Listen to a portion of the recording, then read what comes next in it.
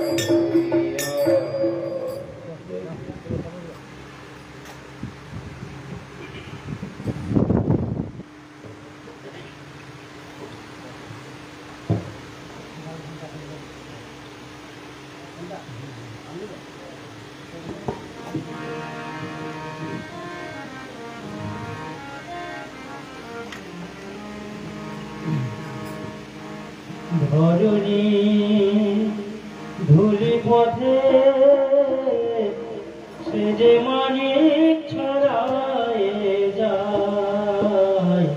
ধরণী ধুলি পথে সে যে মানিক ছড়ায় যায়। ধরণী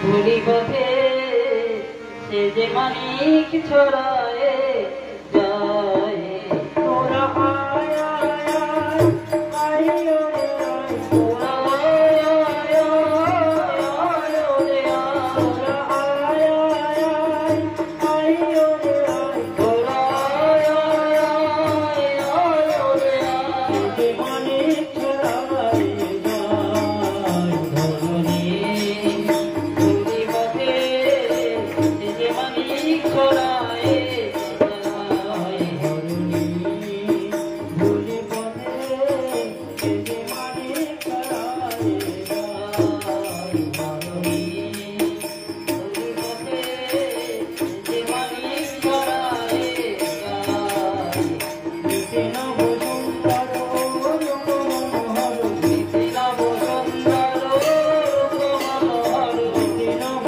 সুন্দর রূপ মনোহর নিতে নব সুন্দর রূপ মনোহর চন্দন বন্ধন থাকায় নিতে নব সুন্দর রূপ মনোহর চন্দন বন্ধন থাকায় ওর উপরে হারিয়া ও পদ করুষিয়া ওর উপরে হারিয়া ও পদ করুষিয়া চির মোর ওর উপরে হারিয়া ও পদ করুষিয়া উকিল মোর মগারা জন্ম সফল হলো কোনো ভালো ভালো ভালো জন্ম সফল হলো কোনো ভালো ভালো ভালো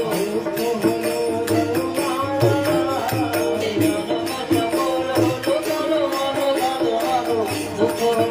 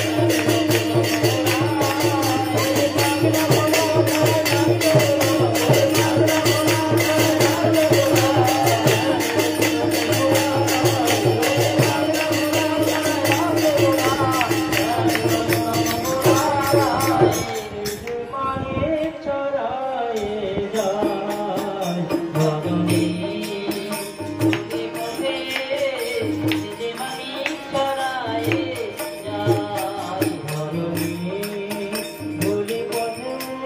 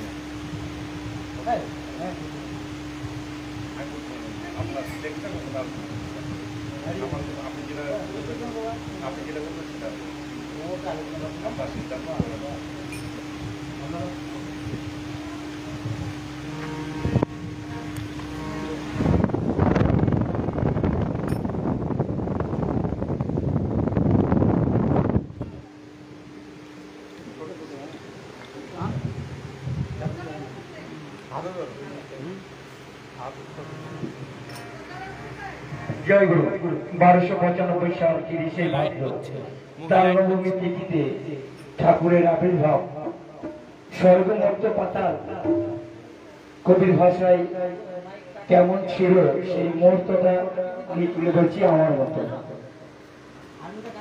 জয়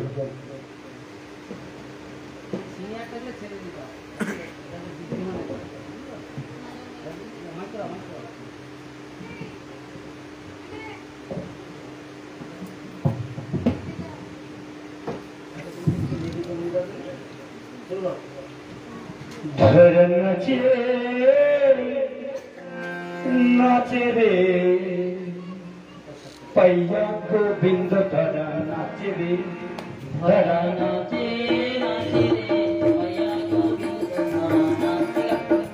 ধরা নাচে নাচে রে পাইয়া গোবিন্দ ধরা নাচে রে ধরা নাচে নাচে রে পাইয়া গোবিন্দ ধরা নাচে রে গোবিন্দ ধরা নাচে গোবিন্দ ধরা নাচে গোবিন্দ ধরা নাচে ধরা নাচে নাচে রে পাইয়া গোবিন্দ ধরা নাচে রে ধরা নাচে নাচে রে পাইয়া গোবিন্দ নাচে নাচে আগে নাচে আগে নাচে ইন্দো নাচে ব্রহ্মা নাচে আরো নাচে ইন্দো ওরে আরো নাচে ইন্দো নাচে ব্রহ্মা নাচে আরে নাচে ইন্দো ভাই আরে নাচে ইন্দো নাচে ব্রহ্মা নাচে আরো নাচে ইন্দো ভাই আরো নাচে ইন্দো মোহিনী কোলে নাচে মোহিনী কোলে নাচে মোহিনী কোলে নাচে মোহিনী কোলে নাচে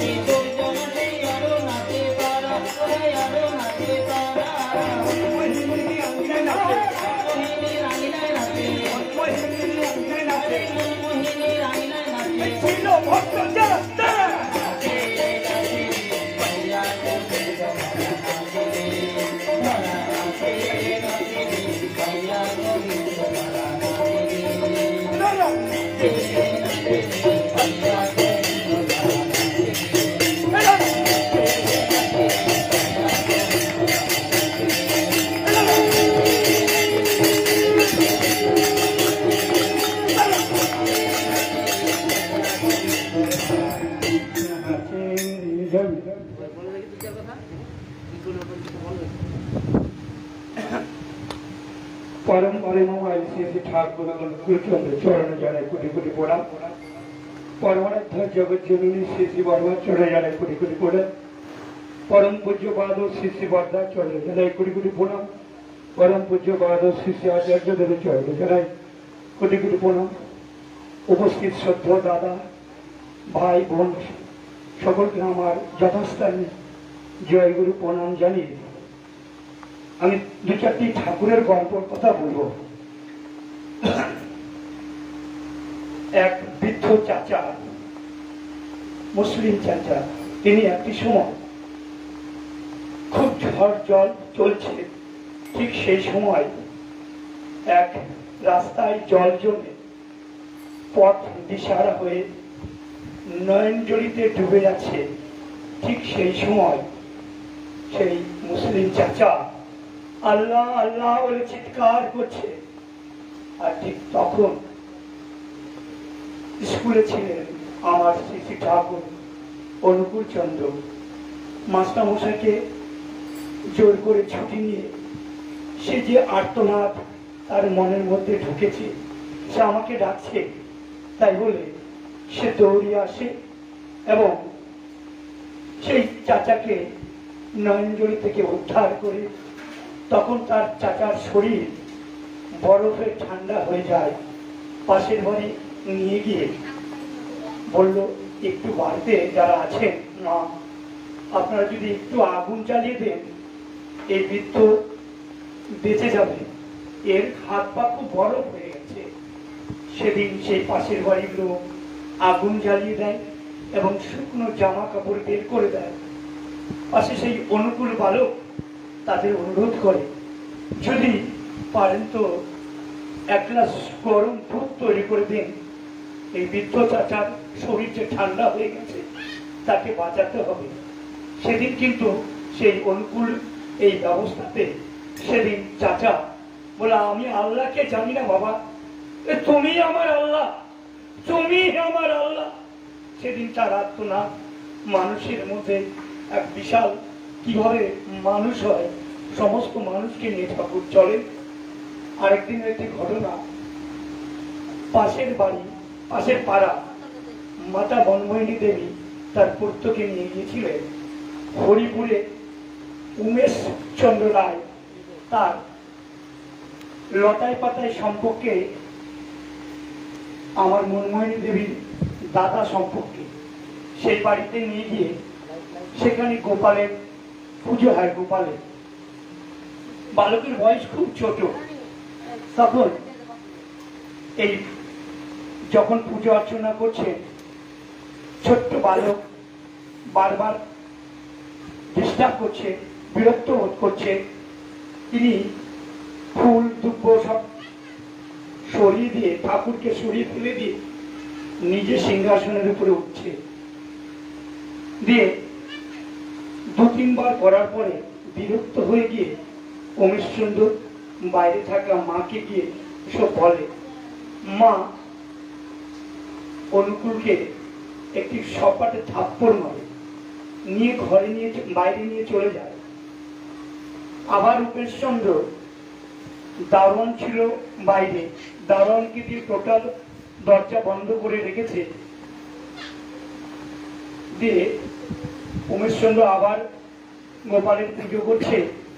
তখন বাইরে অনুকূল দাঁড়িয়ে চারিদিকে বন্ধ করে রেখেছে, এদিকে বালক অনুকূল চন্দ্র যখন উমেশচন্দ্র আবার তার ধ্যানে গোপালকে ডাকছে, তখন অনুকূল আবার সেই গোপালকে সরিয়ে দিয়ে নিজে বসে আছে। তখন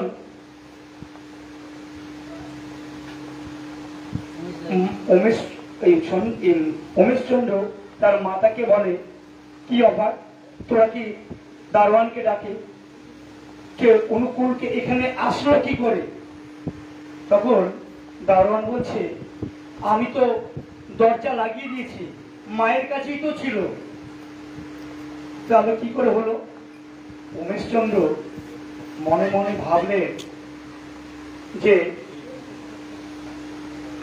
এ কি করে সম্ভব। আর মা ছেলেকে বলছে, তুই কেন ওই গোপালকে সরিয়ে ফেলে দিচ্ছিস?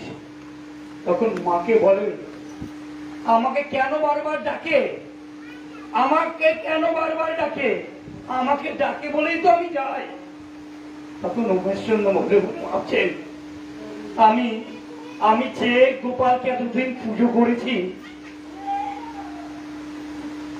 আমার জীবনে এই যে দৃশ্য দেখা, বাইরে দারোয়ান রেখে দিয়েছে, এ তো যে সে ছেলে নয়, এ তো সাক্ষাৎ ভগবান। তাই ঠাকুরের জীবনী, বালক জীবনে অনেক কথাই আছে। এক কবিরাজ মশাই কতগুলো ওষুধ বাইরে রেখেছেন, বিষের ওষুধ। তো দূর থেকে লক্ষ্য করছিলেন কবিরাজ রোদে দিয়ে, হঠাৎ চোখ আড়াল হতে দূর থেকে ছুটে এসে বালক সেই বড়িগুলো, বিষের বড়িগুলো সব খেয়ে নিল। খেয়ে নিয়ে ওকে ধরতেছে, অনুকূল অনুকূল তুই কি করছিস? দেও দৌড় দিয়ে চলে গেল বাড়িতে।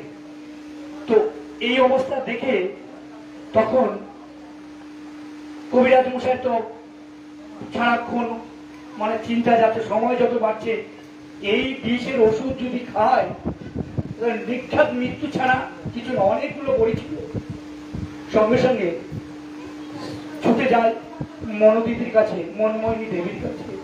ছুটে গিয়ে মনমোহিনী দেবীকে লালিশ করছে, বলছে তোর অনুকূল কোথায়?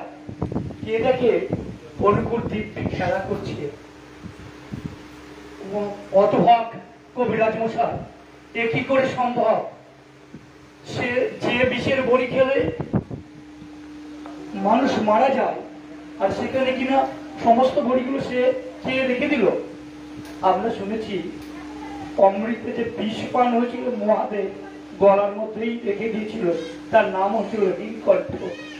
ঠিক অনুরূপ ভাবে এই বিষের গুলো খেলে মা যখন বকাবকি করলো, তখন মাকে বলল, মা ও বিষের বড়িগুলো এমন করে বাইরে রেখে দিয়েছে কেন?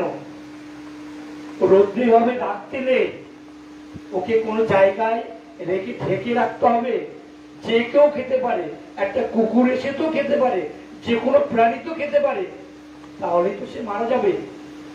সেদিন কবিরাজ মশাই ভাবলেন, এই ঠাকুর, এই বালক যে সে নয়, এ যে আমার সাক্ষাৎ ভগবান। জয় গুরু, সকলকে সকলের মঙ্গল কামনা করি।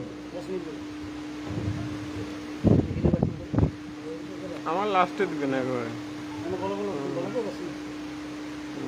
একবারে লাস্টে দিবেন, সবার শেষে, সবার শেষে।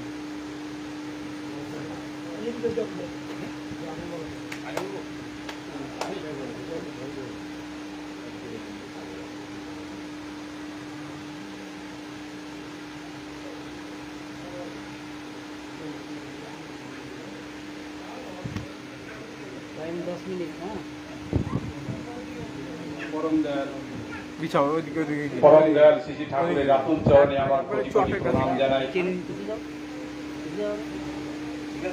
চটে চটে চলে যাও। প্রণাম জানাই পরমাত্মা লক্ষ্মী স্বরূপিণী শ্রী বড়মা রাঙা চরণে। প্রণাম জানাই পরম পূজ্যপাদ ও শ্রী বরদা চরণে। প্রণাম জানাই পরম পূজ্যপাদ ও শ্রী আচল দেবের চরণে। উপস্থিত শ্রদ্ধেয় দাদা, কল্যাণময়ী মায়েরা, ছোট ছোট ভাই বোনেরা, যথাযোগ্য স্থানে আমার শ্রদ্ধা, ভক্তি, ভালোবাসা, জয়গুরু। আজকে গৃহকর্তা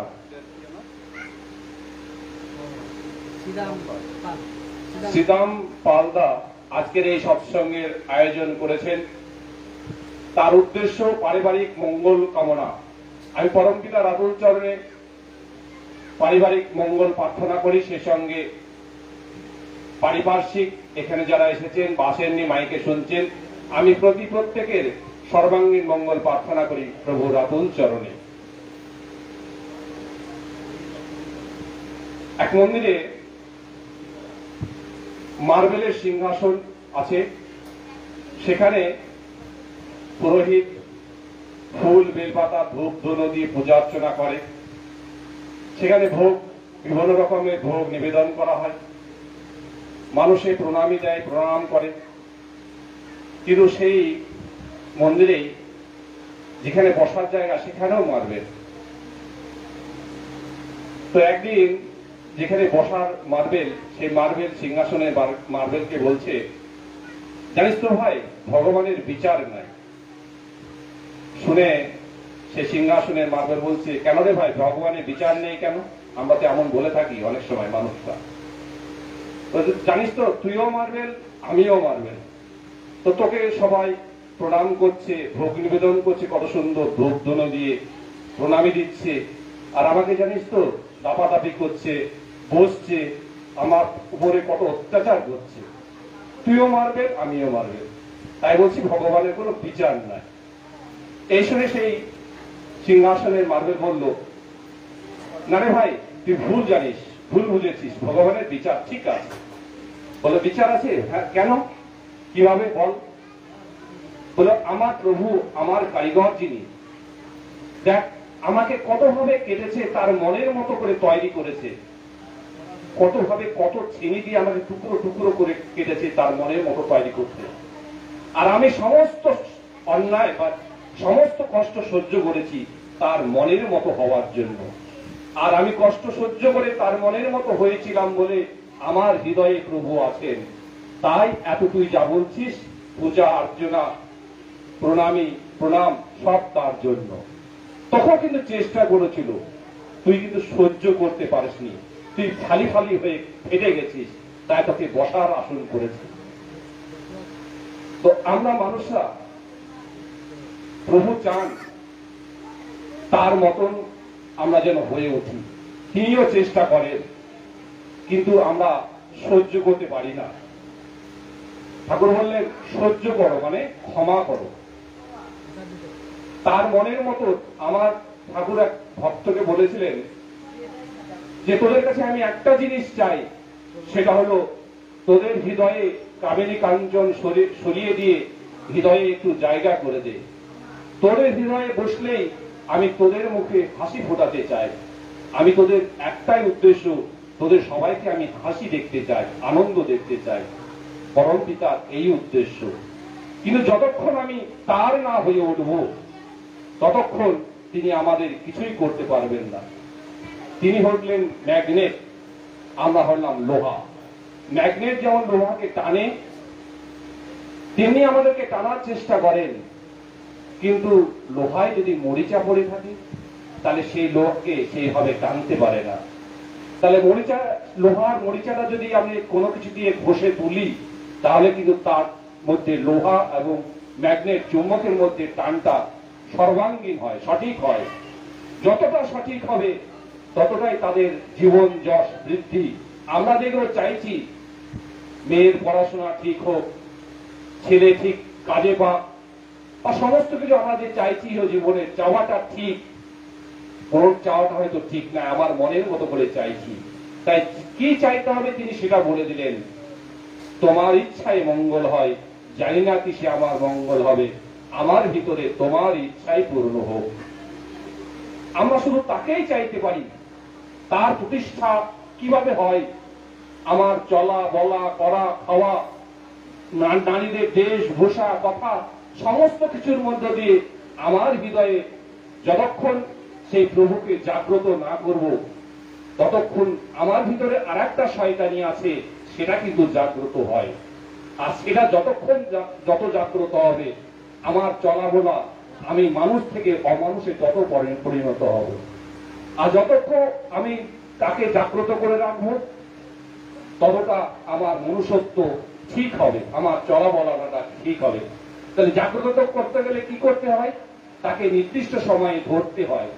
নির্দিষ্ট সময়ে ধরে তার দেওয়া যে অনুশাসন, যজন যাজন ইষ্টভীতি সস্তায়নী সদাচার, তৎস আচার্য নির্দেশ, ঠাকুর আরো ছোট্ট করে বললেন, এই পঞ্চনীতির মধ্যে শুধু এই ইষ্টভীতিটা যে ঠিক মতো করে, 29 দিনেও চাই না, 31 দিনেও খাই না, 30 দিনেই চাই, যে ঠিক ঠিক প্রত্যেক দিন ইষ্টভীতি করে নিষ্ঠাভক্তি সহকারে এবং 30 দিন অন্তর পালন করে একটা কাজ, গুরুর কাজ, ঠাকুর বলছেন বাকি কাজগুলো আমি করিয়ে নেব।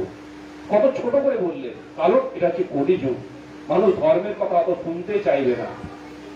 তাই তিনি ছোট করে বললেন, যখন যেমন সময় আসে আমাদের সিলেবাসও তেমন করে চেঞ্জ হয়। যেমন কলিযুগ, তিনি সিলেবাসও সেইভাবে আনলেন। ইষ্টভৃতি, এই ইষ্টভৃতিটা যে যোগ, যে ফল আমরা অনেকবার শুনেছি, সেই ত্রেতা যুগে নিগমভেলা যজ্ঞ যে ফল হতো, সেই ফল পাওয়া যায় এই ইষ্টভৃতিটা করলে।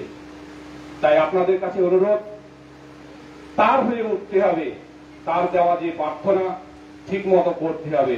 যেথায় থাকে শোষণাবেও করতে সন্ধ্যা প্রার্থনা, হবেই তাতে কর্ম নিপুণ, শক্তি পাবে বর্ধনা। প্রত্যেকদিন উপাসনার মধ্য দিয়ে আমার অহংকার পাতলা হয়, আমিটা দূরে সরে যায়, প্রভুতা জাগ্রত হয়। তাই নিয়মিত প্রার্থনা করার কথা বলা আছে। তার সঙ্গে বর্তমান যে আচার্য নির্দেশ, ইষ্ট নির্দেশ, ডিপি ওয়ার্কের কাজ, সেটা সব থেকে ফল বেশি পাওয়া যায়। আমরা ঠাকুর ধরেছি অনেকদিন, কিন্তু বর্তমান যে সমস্যা সেটা করা যায় একমাত্র বর্তমান যে আচার্য নির্দেশ, ইষ্ট নির্দেশ, সেটার মধ্যে দিয়ে। মূল কথা, আমরা তার হয়ে উঠতে হবে। তিনি আমাদেরকে যতই কষ্ট দেন, তার মনের মতন হয়ে উঠলেই আমার হৃদয়ে তিনি থাকবেন, আর আমার হৃদয়ে তিনি থাকলেই তিনি সব হবে। মন্দিরে অনেক সময় আচার্যদেব আসেন বা ঠাকুর বাড়ি থেকে আসেন, পারিপার্শ্বিক থেকে কাউকে বলতে হয় না। যেমন মিষ্টি রস বা মধু থাকলে পিঁপড়ে সারকে বলতে হয়নি, অমনি ছুটে, তেমনি আচার্যদেব বা ঠাকুর বাড়ির লোক আসলে পারিপার্শ্বিক থেকে গুরু ভাইরা এমনি চলে যায়। তাই আমার হৃদয়ে যদি সেই ঠাকুরত্ব বা মিষ্টত্ব থাকে, তাহলে ওই জীবন যশ বৃদ্ধি এর জন্য ছুটে বেড়াতে হয় না, আমরা তার জন্য ছুটব, আর আমার পিছনে ছুটবে ওগুলো। তাই আপনাদের কাছে অনুরোধ, যারা এখনো তাকে ধরেননি, তিনি এসেছেন, আত্মসমর্পণ করুন। এই যে ভারতীয় দণ্ডবিধি যারা অপরাধ করে থাকে, অপরাধ মানুষ মাত্রই করে, কিন্তু যদি কোর্টে বা পুলিশের কাছে স্যারেন্ডার হয়ে যায়, তাহলে দণ্ডটা, পানিশমেন্টটা অনেকটা কম হয়। আমরা মানুষ জীবনে ধর্মজগতে অনেক ভুল করতেই পারি, মানুষ মাত্রেরই ভুল ত্রুটি হয়। সূত্রে যদি চলিস সোজা, তৃপ্তি পাবি, হালকা হবে বুকের বোঝা। আমরা যদি তার কাছে স্যারেন্ডার হয়ে যাই, আত্মসমর্পণ করি, আনকন্ডিশনাল স্যারেন্ডার, বিনা শর্তে সমর্পণ যদি আমরা তার কাছে করি, তাহলে দেখবেন আমার সমস্ত অপরাধ অনেক ছোট হয়ে যাবে, আমার জীবন যশ বৃদ্ধি, আমরা যে রোগ শোক বিভিন্ন সমস্যায় ভুগছি, সেগুলো আস্তে আস্তে দূরে সরে গিয়ে আপনার জীবনে নতুন আলো খুলে যাবে, নতুন আলো আসবে, নতুন দিগন্ত খুলে যাবে। এই আশা ভরসা রেখে আপনাদের সবার সর্বাঙ্গীন মঙ্গল প্রার্থনা করে আলোচনা শেষ করলাম। জয় গুরু, বন্দে পুরুষোত্তম।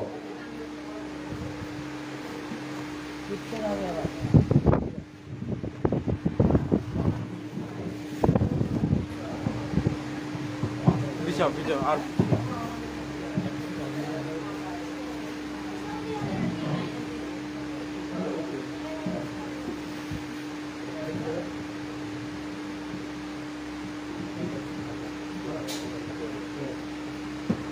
প্রভুর আশিস মাথায় করে ছুটছি মোরা ভুবনময়। প্রভুর আশিস মাথায় করে ছুটছি মোরা ভুবনময়। প্রভুর আশিস মাথায় করে ছুটছি মোরা ভুবনময়। প্রভুর আশিস মাথায় করে ছুটছি মোরা ভুবনময়।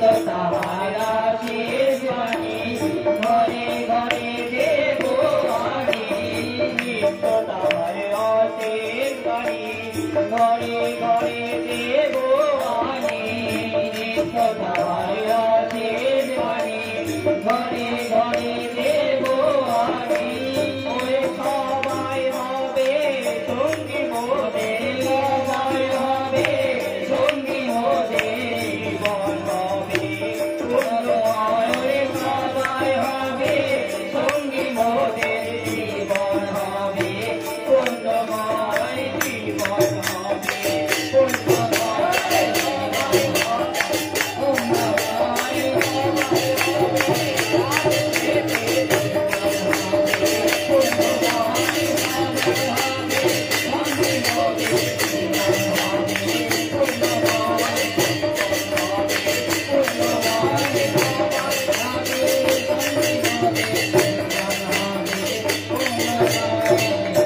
প্রভু দাসী মাথায় করে ঝুঁকি মোরা ভগবানময় প্রভু দাসী মাথায় করে ঝুঁকি মোরা ভগবানময় জয় গুরু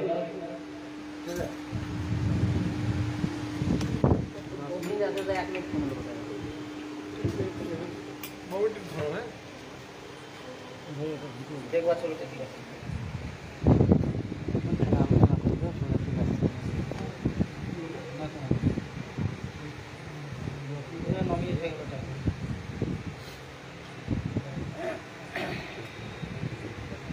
यातिथ्यम वरदामर्तो ज्ञान वैविद्यात अमृतम सदा नगल रूपाय तस्मै श्री गुरुभ्ये नमः नमो गुरुभ्ये नमः नमो गुरुभ्ये उपस्थित আমার ইষ্ট প্রাণ গুরুভাতা এবং কল্যাণময়ী মাতৃমণ্ডলী প্রত্যেককে আমরা আনন্দিত জয় গুরু শ্রীরাম পাল তাই তো শ্রীরাম পাল দার গৃহে আজ প্রভুর গুণগান গুণকীর্তনের আয়োজন হয়েছে সন্ধ্যাকালীন বিনতি প্রার্থনার মধ্যে দিয়ে বাণীগ্রন্থাদি পাঠ বিভিন্ন গান কীর্তনের মাধ্যমে তার গুণকীর্তন গুণগান আপনারা শুনলেন কিছুক্ষণ আগে আমার স্নেহধন্য ছোট্ট ভাইটি যে গানটি করলো প্রভুর আশিস মাথায় নিয়ে ছুটছি মোরা ভুবনময় আমরা ছুটছি কি কারা কারা ছুটছি পরম দয়াল তিনি আসলেন আমাদের কাছে বড় আশা নিয়ে আমার পূর্ববর্তী যারা ইষ্ট প্রসঙ্গ করে গেছে তারা জানিয়েছে তিনি কে তিনি মানে এসেছেন কে এসেছেন একটু টাচ আপনারা পেয়েছেন তিনি সেই ব্রহ্ম বলে নিরাকার যে ব্রহ্ম সেই ব্রহ্ম থেকে মানুষকে এই মানবকে জীব কল্যাণের জন্য অন্ধ জীবকে রাস্তা দেখাবার জন্য তিনি মাঝের মধ্যে নরতনুকে ধরে নরতনু মানে মানব দেহ মানুষের মতন রূপ নিয়ে দেখুন দয়াল বসে আছে ভগবান শ্রীকৃষ্ণ মুরলীধারী তিনিও কিন্তু তাকে 10টা হাত ছিল 50টা মুন্ডু ছিল হয়েছিল যখন কখন ওই কুরুক্ষেত্রে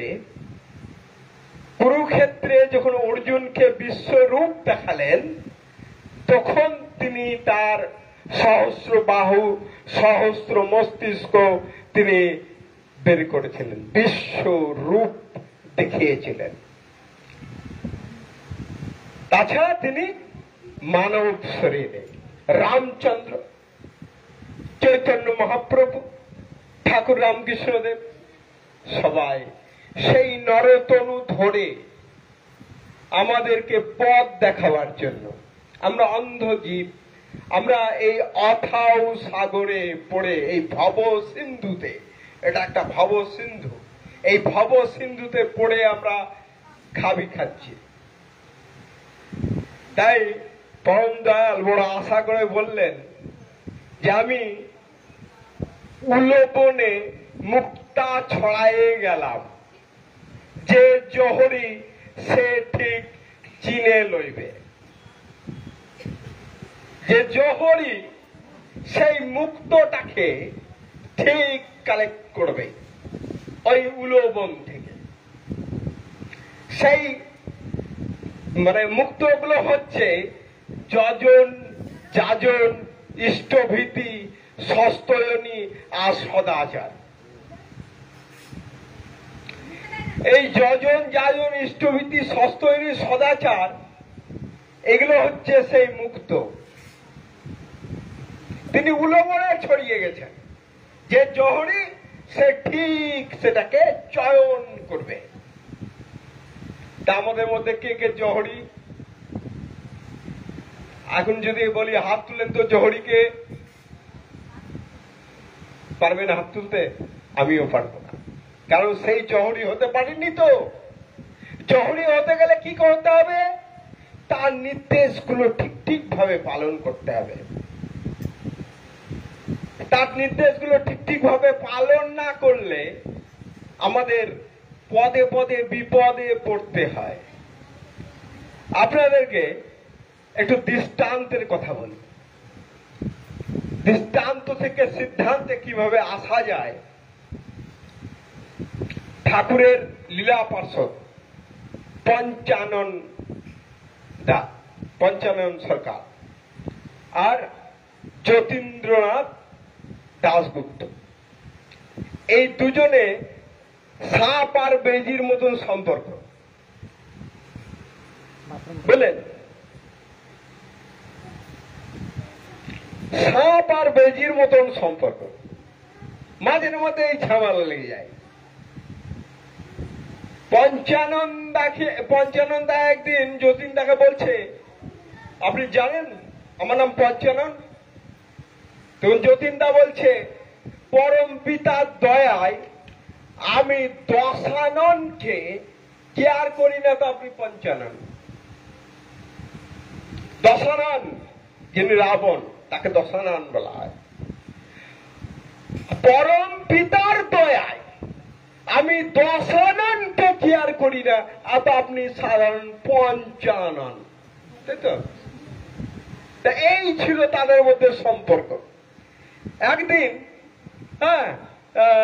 যতীনদা হন্তদন্ত হয়ে ঠাকুর বাড়ির সামনে দিয়ে তিনি ছুটে চলেছেন, দিয়ে বলছেন বেটাকে জব্দ করে আসে। ঠাকুর শুনতে পেয়েছে, এই যতীনদা এটা আসেন, এরে আসেন। তিনি তো বাংলার উপর বাংলার লোক ছিলেন, তিনি বাঙাল ভাষায় কথা বলতেন। তিনি কাছে ডাকলেন, কি হচ্ছে, কি বিড়বিড় করতে যাচ্ছেন, কি কইছেন? তখন বলছে, আমি পঞ্চাননকে একটু জব্দ করে আসি। বলে, জব্দের ধাতুগত সংজ্ঞা কি? জব্দের একটা মৌলিক বিষয় থাকতে পারে, তার সংজ্ঞা কি?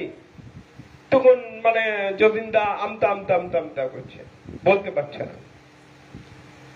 তখন ঠাকুর বলছে, আপনাকে জব্দ করা লাগবে না, আপনি যান। এখন জব্দ কারে কয় আমি আপনাকে দেখিয়ে দেব। বাংলাদেশে পাবনায়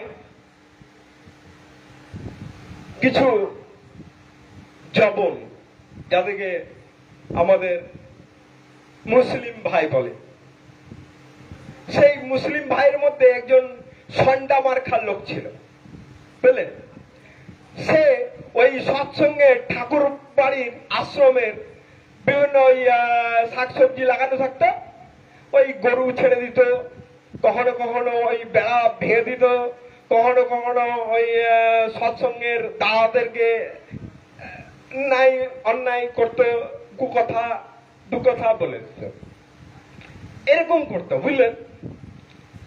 দিয়ে যতীন দার সঙ্গে এই ঘটনাটা ঘটার পরে যে জব্দকারে কয় আপনাকে দেখাইয়ে দেবো, ঠাকুর যখন বলল, তার 2 দিন পরে ওই মুসলিম ভাইটা, বুঝলেন, তার ছেলের ডায়রিয়া হয়ে গেছে, সারা রাত্রে বাহ্যিক অনবরত, বুঝলেন, চাই চাই অবস্থা, মরমর অবস্থা হয়ে গেছে তার শিশু সন্তানটি, সেই মুসলিম ভাইটা। তখন রাত্রিটা কোন রকম কাটিয়ে কোন দিশা পিসা না পেয়ে তিনি জানেন যে ওই শিবচন্দ্র চক্রবর্তী ছলটা, ওই অনুকূল চক্রবর্তীটা কিছু না কিছু জাদু টোনা জানে, ওর কাছে গেলে অনেক রোগী, অনেক ব্যাধি, অনেক জরারোগ দুরারোগ্যতে পরিণত হয়েছে। তাই সেই মুসলিম বাবাটি ছুটতে ছুটতে ভোরবেলায় ঠাকুরের কাছে, ঠাকুর তখন পাতক ক্রিয়া করে তিনি বসে আছেন একটি কেদারায়, দৌড়াতে দৌড়াতে এসে ঠাকুরের পা জড়িয়ে ধরে বলছে, ঠাকুর ভাই বাঁচান। বলে কি হলো তোর? বলছে আমার ওই ছেলেটি সারা ধরে পাতলা পায়খানা, বমি করছে, তার অবস্থা যাই, সে মরমর অবস্থা, আপনি নাকি ত্রাণ কর্তা, আপনি সবার দুরারোগ্য দূর করেছেন, আমি দেখেছি, আপনি আমার সন্তানকে রক্ষা করুন। যে ওই সৎসঙ্গের ক্ষতি করত, সৎসঙ্গের গুরু ভাইদের, সৎসঙ্গের দাদাদের প্রতি সে রূঢ়তা দেখাত, বলে, এবং সৎসঙ্গ আশ্রমে বিভিন্ন ক্ষয়ক্ষতি করত, সে ঠাকুরের কাছে এসে ঠাকুরের পা জড়িয়ে ধরেছে। তখন ঠাকুর বলছে, একটু গালাগালি ছড়ে, বলছে বদমাস লোক কোথাকার, সারা রাত ধরে ছেলেটার এই হয়েছে তাই হয়েছে, আর মানে এতক্ষণ এসেছিস আমার কাছে আর গালাগালি দিচ্ছে, হ্যাঁ এরই বাচ্চা হেরো বাচ্চা দানা বাচ্চা করছে। ঠাকুর ওই দাদা থেকে আর বলছে যে এতক্ষণে এসছিস, সারা রাতের পরে এই মনে পড়লো আমার কথা। আর এইদিকে অন্য অন্য দাদাদেরকে, অন্য অন্য ভক্ত পার্ষদদেরকে বলছে, ওই অমুক কবিরাজকে একটু ডাক, অমুক জায়গায় গাড়ির ব্যবস্থা কর, যদি ওখানে না হয় তাহলে শহরে নিয়ে যেতে হবে, হসপিটালে করতে হবে, গাড়ির ব্যবস্থা কর, এই কর সে কর। তিনি কিন্তু এদিকে ব্যবস্থা করছে। ঠাকুর তিনি তো দয়াময়, তিনি তো দয়াল, তিনি তো পথ দেখাতে এসেছেন। তিনি বলছেন, বুদ্ধ ঈশাই বিভেদ করিস, শ্রী চৈতন্য রসুল কৃষ্ণে জীব উদ্ধারে আবির্ভূত হন ওরা, তাও জানিস রে। এরা যতগুলো নাম বললাম তিনি তা একটি বাণীর মাধ্যমে বলছেন যে এরা জীব উদ্ধারের জন্য আবির্ভূত হয়েছে, তোরা তাও জানিস রে। আবার আমাদেরকে বললেন, রসুল পূজা করলে তোদের জাত যাবে, তা বলল কে? রসুলই যে সেই অবতার, এটাও তোরা ভুললি। তিনি যে রসুল, তিনি হচ্ছেন সেই ঈশ্বর, তিনি হচ্ছেন সেই পরম কারণ, পরম দয়াল। আবার যুগে যুগে যিনি আসেন আমাদের মাঝে প্রতিকূলের কাণ্ডারি হয়ে অনুকূল হয়ে। তারপরে ওই যে ওই বলছে, হ্যাঁ বাচ্চা অমুক তমুক করে গাল দিচ্ছে, হ্যাঁ, আর এদিকে কবিরাজের, ডাক্তারের, অমুকের তমুকের সব জায়গার ব্যবস্থা করছে। তিনি ব্যবস্থা করে দিচ্ছেন। এইদিকে যতীনদা আসছে, যতীনদাকে দেখে আরো গালাগালির স্পিড আরো ঠাকুর বাড়িয়ে দিলেন। তখন যাই হোক, যখন ওই দাদাটি, মুসলিম দাদাটি তার ছেলেকে নিয়ে চিকিৎসার জন্য গাড়ি করে বেরিয়ে গেলেন, তখন যতীনদাকে বলছেন, জব্দ কারে কয় দাদা, বুঝতে পারলেন তো? একাই কয় জব্দ। যাকে জব্দ করা হবে সেও যেন টের পায় যে হ্যাঁ জানি সময় অতিক্রান্ত হয়েছে।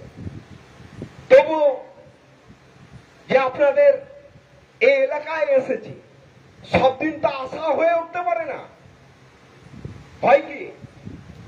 তার কথা তো সব দিন আপনারা শুনতে পাবেন না, তাই টাইমের দিকে তাকালে চলবে না।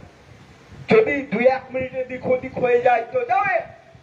তা বিষয় হচ্ছে ওই যে উলো বনে মুক্ত ছড়ায় গেছে, উলো বনের মুক্তগুলো কালেক্ট করুন আর ঠিক ভাবে নিজের জীবনে আয়ত্ত করুন।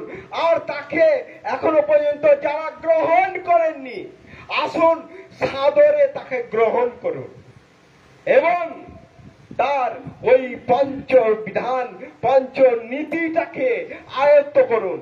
পঞ্চবিধি, পঞ্চনীতি, ওই যে যজন, যাজন, ইষ্টভীতি, ষষ্ঠনী, সদাচার, এগুলো হচ্ছে ওই যত শাস্ত্র আদি আছে না, ভাগবত বলুন, বেদ বলুন, গীতা বলুন, পুরাণ বলুন, বাইবেল বলুন, যা বলুন, সবগুলো নির্যাসিত বস্তু হচ্ছে ওই পঞ্চবিধা। তো যাই হোক, সবার মঙ্গল কামনা করি। আমার প্রভুর রাতুর চরণে সবাই ভালো থাকবেন। জয় গুরু। জয় গুরু। সবাই শেষের দিকে প্রার্থনা হবে, এই ধ্বনি হবে। এখন এত কথা শুনলেন, তার কিছু সার কথা আছে, যেটুকু না শুনলে আবার সেই রাবড়িটা বাদ থেকে যাবে। অনেক খাবার খেয়েছেন, অনেক মিষ্টি মিষ্টান্ন, অনেক কিছু খেলেন, কিন্তু রাবড়ি বাদ। তার মানে আপনি মিষ্টি মিষ্টান্নর মধ্যে যে সেরা জিনিসটাই বাদ পড়ে গেল। সেটা কেমন? এত কথার শেষ কথা হচ্ছে, যুগ অবতার যখন আসেন, তিনি আমাদের আরাধ্য। তার দেওয়ার নিয়ম নীতি হচ্ছে ধর্ম। তার বাইরে আমরা যা করি সেটা আড়ম্বর, ওটা কোনো ধর্মের মধ্যেই পড়ে না। কেন? তার 2-1টা প্রশ্নের উত্তর আপনাদেরকে দেব এবং আপনাদের কাছে থেকে আমি জানতে এসেছি। এখানে আমি কিন্তু শেখাতে আসিনি, এটা ভাববেন না। ভেবে দেখুন, আজকে 2 বছর আগে যে সিলেবাস ছিল পড়াশোনা, সেই সিলেবাস পড়ে যদি আজ পরীক্ষা দিতে যান, আপনি পরীক্ষায় পাস করবেন? করবেন না তো। এখন যে সিলেবাস চলছে সেটা পড়ে যদি পরীক্ষা দেন, তাহলে পাস করবেন। একটা ওষুধের ধরুন এক্সপায়ারি হয়ে গেছে, 5 বছর পার হয়ে গেছে সেই ওষুধ, আপনি খাচ্ছেন, আপনার রোগ সারবে না আপনার মৃত্যু হবে? কোনটা? মৃত্যু হতে পারে, রোগ সারবে না, এটাই তো। তেমনি যুগ অবতার যখন আসেন, তাকে বাদ দিয়ে ধর্ম করতে গেলে কেমন লাভ হয় সেটা শুনে নেন। আমার একজন ঠাকুরজি আছেন, বলছেন নিবেন, আসো হরিনাম হবে। সেখানে বড় বড় কীর্তনী আসছে, এই কি পাল টাল সব নাম বললো অনেক। আমি বললাম যেগুলো শুনতে আমি কেন যাব? সেখানে ধর্মের আছেটা কি যেখান থেকে আমাকে শিখতে হবে?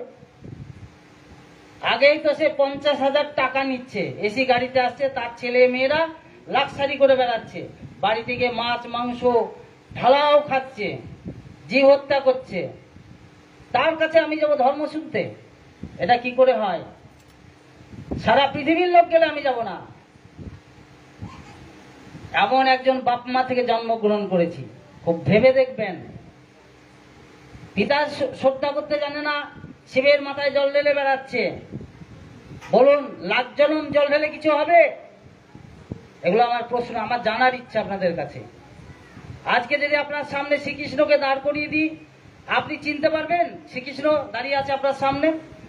তার ফর্মুলাটা কি আপনি যে চিনে নিলেন ফর্মুলাটা কি, স্বর্ণকার যেমন সোনা চিনি দিতে পারে, তার কাছে ফর্মুলা আছে, কোষ্ঠী পাথরে ঘষে, তারপরে সেটা অ্যাসিড দিয়ে পোড়ায়, দিয়ে বলে দেয় যে এটা খাঁটি না ঠিক। আপনার কাছে কি ফর্মুলা আছে যে শ্রীকৃষ্ণকে আপনি চিনতে পারবেন? আপনি যে অবতারেরই হন না কেন, সে রামকৃষ্ণ, বুদ্ধ, যিশু, মোহাম্মদ, শ্রী চৈতন্য, রামকৃষ্ণ, যাকেই গ্রহণ করেন না কেন। আর ঈশ্বর কটা হয়? একটা মায়ের স্বামী কটা হয়? একটাই হয়। দুটো চারটে থাকলে তাকে অসতী বলা হয়। আমাদের জীবনে যদি ঈশ্বর 14টা থাকে তাহলে আমরা কি হলাম? আমাদের তো জগৎ স্বামী আছে, আমারও স্বামী আছে, আমি বেটা ছেলে, আমি কিন্তু স্বামী নই। মনুষ্য জীবনে স্বামী স্ত্রী বিয়ে দেওয়া হয়, সংসার করতে হয়, এই পর্যন্তই। পুরুষ শব্দের অর্থ আছে, তিনি পরিপূরক, তাই তিনিই পুরুষ, তাই তার কাছে আমিও তার স্ত্রী। তাহলে আমার স্বামী কটা হওয়া দরকার? একটাই তো হয়। বেদে আছে একজন ঈশ্বরের কথা, গীতায় আছে একজন ঈশ্বরের কথা, বাইবেলে আছে একজন ঈশ্বরের কথা, কোরআনে আছে একজন ঈশ্বরের কথা, চরিত্রামিতে বলছে একজন ঈশ্বর, রামকৃষ্ণদেব বললেন একজনই মালিক। আপনারা কোথায় পেলেন এতগুলো? জানেন, একটা লতা গাছ, ওই ইট কাঠ পাথর, ওই মাটির ঢেলা ধরে যতই ঘাস তার উপর দিয়ে যতই ছুটুক না কেন, সে লতা গাছ জীবনের উপরে উঠতে পারবে না, লাভ জন্মবে না। এটা জানেন? কথাটা মিথ্যে হলে, ভুল হলে বলবেন, তাহলে আপনাদের কাছে কিছু শিখে যাব, আমার জীবনে লাভ হবে। একটা লতা গাছ উপরে উঠতে গেলে কি করতে হয়? একটা বড় গাছকে ধরতে হয়। সে বড় গাছকে ধরে যদি উপরে ওঠে তাহলে সে লতা গাছ উপরে উঠতে পারবে, নচেত নয়। প্রত্যেকটা কথার ফর্মুলা আছে, প্রত্যেকটা জিনিসের ফর্মুলা আছে, সেখানে আসতে হবে। আমরাও পয়সা নিই, ক টাকা নিই? এখান থেকে বাড়ি যেতে আসতে যা আমার খরচা হয় সেটুকু চেয়ে নিই, যদি পারে সে দেয়। কারণ আমরা প্রতিদিন সৎসঙ্গ করি, তো তাই প্রতিদিন আমার বাড়ি থেকে খরচা দিয়ে আমি যদি চলতে যাই তাহলে আমার সংসারটা চালাও একটু অসুবিধা হবে, এটা তো স্বাভাবিক। আমি ধর্ম করে বেড়াবো, আমার সংসার আরেকজন তো চালিয়ে দেবে না। আর আমরা তো টাকা চাইবো না, আমরা তো ধর্ম শিখতে এসেছি এখানে। তাহলে ভেবে দেখুন, তাই নিয়ে মানুষ আজ মত্ত। যেখানে 50,000 লাখ টাকা দিয়ে একটা কীর্তনিয়া, ব্যবসায়িক কীর্তনিয়া আসে, ধর্মের কি বোঝাবে বলুন? তার পরিবারে গিয়ে দেখুন কাছে ধর্মে কিছু আছে নাকি, আমার সন্দেহ। তাহলে এমনতর গুরুকে আমরা পেয়েছি যে চোখে আঙুল দিয়ে দেখিয়ে দিতে পারেন, বলছে পিতাই শ্রদ্ধা মায়ে টান, সেই ছেলে হয় সাম্র প্রাণ, মাতৃভক্তি অটুট যত, সেই ছেলে হয় কৃতি তত। আজকে যা করলে যা বাঁচা বাড়া ক্রমান্বয়ে বেড়ে যায় তাকেই জানি ধর্ম বলে, নইলে ধর্ম কিছু নয়। ধর্ম করতে হবে কেমন করে, কি করলে ধর্ম হয়? ঠাকুর অনুকূল চন্দ্রের কাছে আসুন, তাহলে কৃষ্ণকে কেমন করে চিনতে হয়, বুদ্ধকে কেমন করে চিনতে হয়, রসুলকে কেমন করে চিনতে হয়, রামচন্দ্রকে কেমন করে চিনতে হয়, জানতে পারবেন। তার কাছে ফর্মুলাগুলো আছে। তাহলে আপনার কি করণীয়? ভেবে দেখবেন, সদ্গুরুর শরণাপন্ন হও, সৎনাম মনন করো, সৎসঙ্গের আশ্রয় গ্রহণ করো। আমি নিশ্চয় করে বলছি, তোমাকে তোমার আর উন্নয়নের জন্য ভাবতে হবে না। এত বড় চ্যালেঞ্জের কথা বললেন ঠাকুর অনুকূল চন্দ্র। আপনি যে সম্প্রদায়েরই হন, যে মানুষই হন, তার কাছে এলে, যেমন স্কুলে গেলে মাস্টারের জাতি দেখে না, ডাক্তারের কাছে গেলে যেমন ডাক্তারের জাতি দেখতে হয় না, ডাক্তার দেখতে হয় সে রুগী সারাতে পারছে কিনা, তেমনি তার যুগ অবতার যখন আসেন তার কাছে সকলকে যেতে হয়। রসুল সাহেব যখন এসেছিলেন তখন সব মানুষকে তার কাছে যেতে হতো, আমরা কিন্তু যাইনি। যখন বুদ্ধদেব এসেছিলেন সবাই তার কাছে যেতে হতো, চৈতন্যদেব এসেছিলেন সবাই তার কাছে যেতে হতো। ঠাকুর অনুকূল চন্দ্র এসেছেন, তার কাছে সবাই যদি আসেন পৃথিবীটা স্বর্গে পরিণত হবে। যদি না আসেন, আলো আর অন্ধকার দুটো দিক, হয় আলোতে থাকবেন নয় অন্ধকারে থাকবেন, হয় তুমি বলছে জীবনের আর নয় মরণের, যে কোনো দিক তুমি বেছে নাও, কোন দিকে যাবে, এই ক্ষমতা দিয়ে রেখেছেন। এই কথা বলে আজকের মতো এই গৃহের মঙ্গল প্রার্থনা করে আজকের আলোচনা রাখছি। জয় গুরু। এবারে ধ্বনি হবে।